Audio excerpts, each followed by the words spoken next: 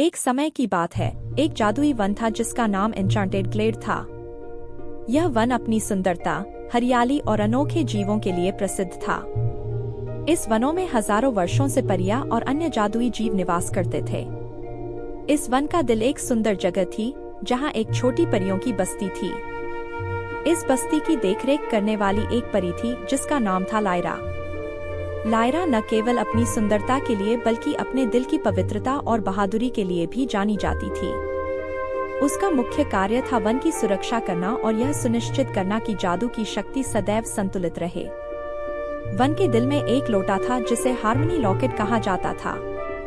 इस लोटे में इतनी शक्ति थी कि वह पूरे वन की जादुई शक्ति को नियंत्रित करता था। एक दिन अचानक वह लॉकेट गायब हो गया। उसकी चोरी ने पूरे वन में हाहाकार मचा दिया। पेड़ सूखने लगे, जीव जंतु व्याकुल हो उठे और वन की सुंदरता मिटने लगी।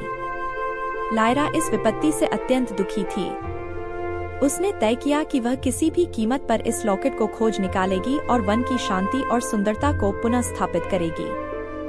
उसने अपनी यात्रा की शुरुआत की और वन के सबसे पुराने और बुद्धिमान वृक्ष एल्डर ट्री की ओर प्रस्थान किया। एल्डर ट्री वन का एक ऐसा वृक्ष था जिसने वन के सभी रहस्यों को अपने भीतर समेट रखा था। उसकी शाखाएं आकाश तक फैलती थीं और उसकी छाल पर जादुई लिपि में अनेकों कहानियां अंकित थीं। लायरा ने एल्डर ट्री के पास पहुंचकर अपनी आंखें बंद की और उसकी बुद्धि से जुड़ने की कोशिश की। ओ बुद्धिमान वृक्ष, लायरा ने अपनी आवाज में श्रद्धा के साथ कहा, मैं आपकी मार्गदर्शन की आवश्यकता में हूँ। हार्मनी लॉकेट की चोरी ने हमारे वन को असंतुलित कर दिया है। मैं इसे कैसे ढूंढ सकती हूँ और संतुलन कैसे पुनः स्थापित कर सकती हूँ? वृक्ष की पत्तियां धीरे धीरे सरसराने लगीं और एक गहरी आवाज लायरा के मन में गूंजने लगी। लायरा, इस लोटे को पुनः प्राप्त करने के लिए तुम्हें फेंके छुपे हुए गांव की यात्रा करनी होगी। वहां के प्राचीन ज्ञान के रक्षक तुम्हें सही मार्ग दिखाएंगे। लायरा ने सिर हिलाया और अपने भीतर एक नई शक्ति का अनुभव किया। उसने अपने पंख फैलाए और आकाश की ओर उड़ चली। उसकी यात्रा लंबी और कठिन थी, लेकिन उसका मनोबल अटूट था। उसने गुप्त गांव की ओर प्रस्थान किया, जहां उसे अपने सवालों के जवाब और उसकी खोज की दिशा मिलेगी। लायरा ने अपने यात्रा की शुरुआत की और पूरे वन में उड़ान भरते हुए उस जगह पर पहुंची जहां हार्मनी लॉकेट पहले रखा गया था। यह जगह वनों के बीच एक खुला मैदान था, जहां हरियाली, फूल और जादुई जीवों की भरमार थी। लेकिन अब यह स्थान सूखा और बेजान हो गया था। यहाँ की हरियाली मुरझा चुकी थी और फूल झड़ चुके थे। लायरा ने अपने पंखों को फैलाया और धीरे धीरे उस मैदान पर उतरी। उसने चारों ओर देखा और उसकी आंखों में आंसू भर आए। वह इस जगह को फिर से हरा भरा देखना चाहती थी, लेकिन इसके लिए उसे लॉकेट को वापस लाना होगा। वह एल्डर ट्री की ओर बढ़ी, जो इस मैदान के केंद्र में खड़ा था। उसकी शाखाएं अब भी आकाश तक फैली हुई थीं, लेकिन उसकी पत्तियां मुरझा चुकी थीं। लायरा ने वृक्ष की ओर देखते हुए कहा, मैंने आपसे मार्गदर्शन मांगा था और आपने मुझे फेंके छुपे हुए गांव की ओर भेजा है। मैं वहां जाऊंगी और लॉकेट को खोज निकालूंगी।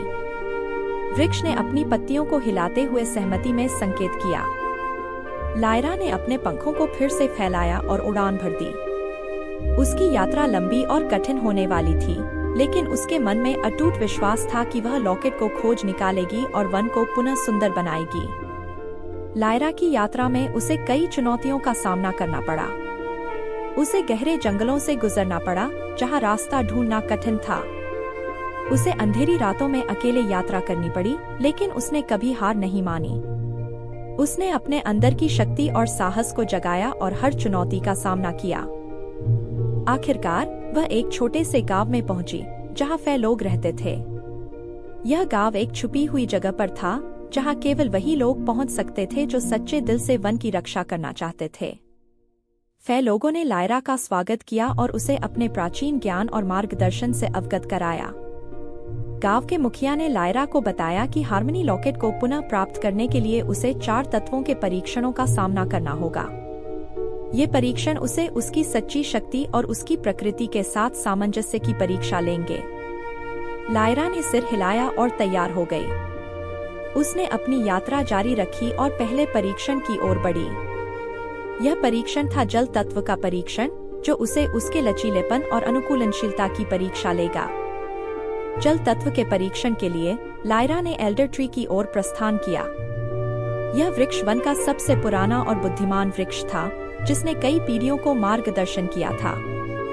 वृक्ष की शाखाएं आकाश तक फैलती थी और उसकी छाल पर जादुई लिपि में अनेकों कहानियां अंकित थीं। लायरा ने वृक्ष के पास पहुंचकर अपनी आंखें बंद की और उसकी बुद्धि से जुड़ने की कोशिश की। ओह बुद्धिमान वृक्ष, उसने अपनी आवाज में श्रद्धा के साथ कहा, मैं आपकी मार्गदर्शन की आवश्यकता में हूँ। हार्मनी लॉकेट की चोरी ने हमारे वन को असंतुलित कर दिया है। मैं इसे कैसे ढूंढ सकती हूँ और संतुलन कैसे पुनः स्थापित कर सकती हूँ? वृक्ष की पत्तियां धीरे धीरे सरसराने लगी और एक गहरी आवाज लायरा के मन में गूंजने लगी।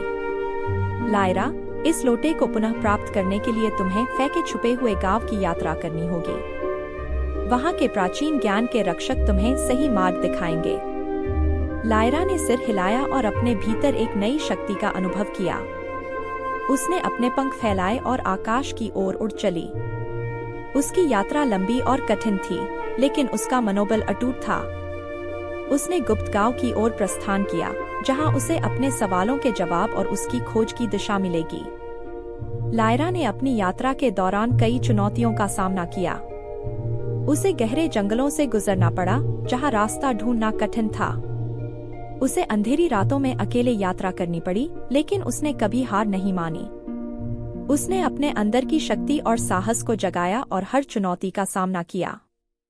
आखिरकार वह एक छोटे से गांव में पहुंची, जहां फै लोग रहते थे।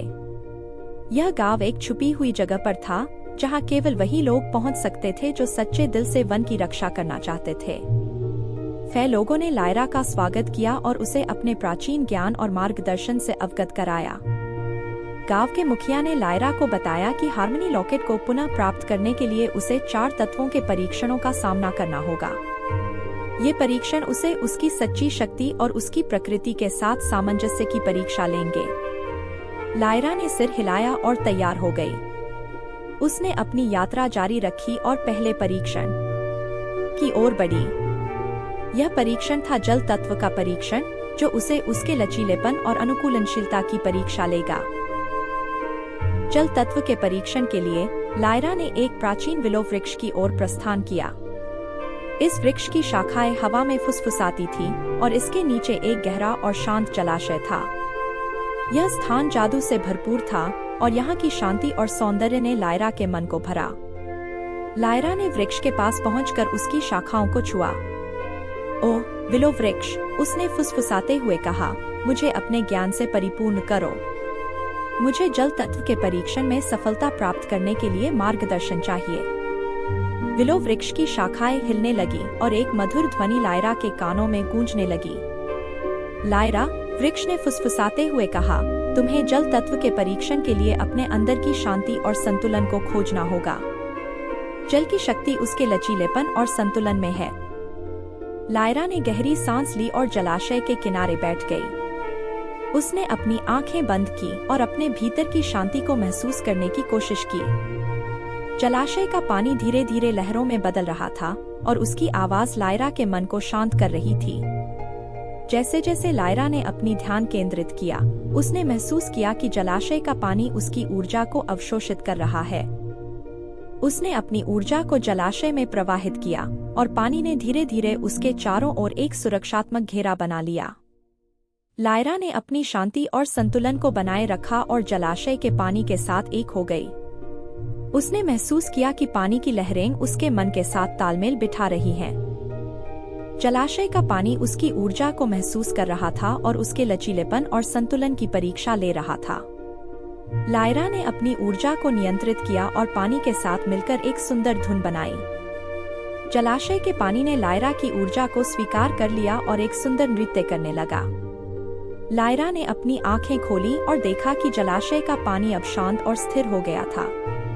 उसने महसूस किया कि उसने जल तत्व के परीक्षण को सफलतापूर्वक पार कर लिया है। विलो वृक्ष ने फुसफुसाते हुए कहा, लायरा, तुमने जल तत्व के परीक्षण को सफलतापूर्वक पार कर लिया है।